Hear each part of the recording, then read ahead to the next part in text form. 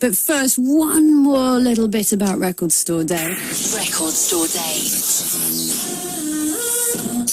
Because earlier today I had a little chat with Brian Molko of Placebo. He sends you his very best. The new album is being mixed as we speak. That's why we had to have the chat this morning.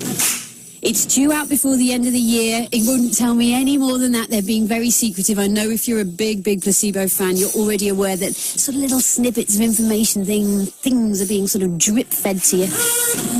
You will be the first people in the loop, he assures me. He's also working on a book of his lyrics at the moment as well that's going to be published before the end of this year.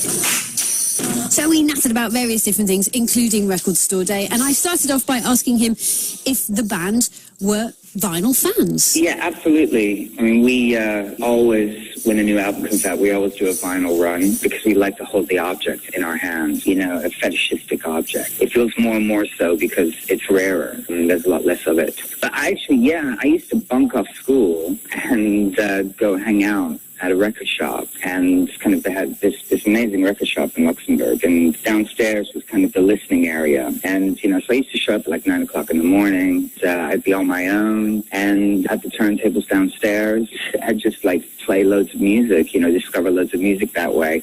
And then people would sort of wander in, and I don't know how, because I must have been like 11 or 12 or 13.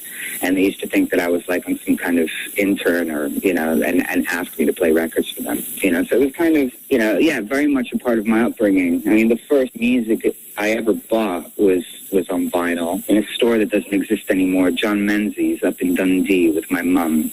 A lot of people have embarrassing first records, but I'm very proud to say that Thriller by Michael Jackson was the first piece of vinyl I ever bought. You know, played it to death. That's a good one. That is a good one. It sure is, yeah.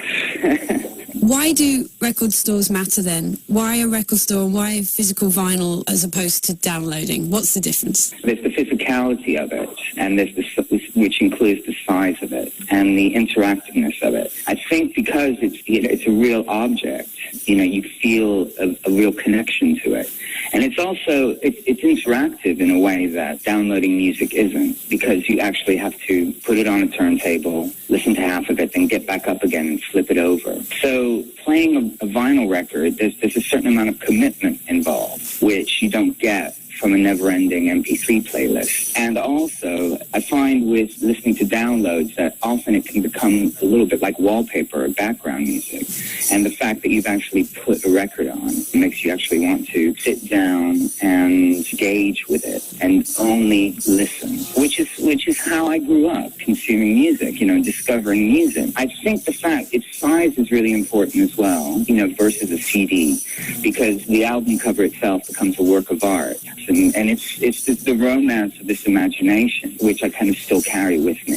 It all boils down to being physically and emotionally engaged with the object itself, which doesn't exist with downloads. Tell us then, please, Brian, what it is that you guys are releasing for Record Store Day. We're releasing a 10-inch vinyl version of our last EP, the B3 EP. It's going to be transparent vinyl. It's got an exclusive front cover, and it's just going to be 3,000 of them pressed, and they'll never be repressed again. Well, listen, Brian, thank you so much for the quick chat. Enjoy Saturday. We're really excited about the album. Meanwhile, as you've mentioned B3, and it is the special release that's coming for Record Store Day, let's hear it now. Thank you so much, Brian. All right, thank you, Joe.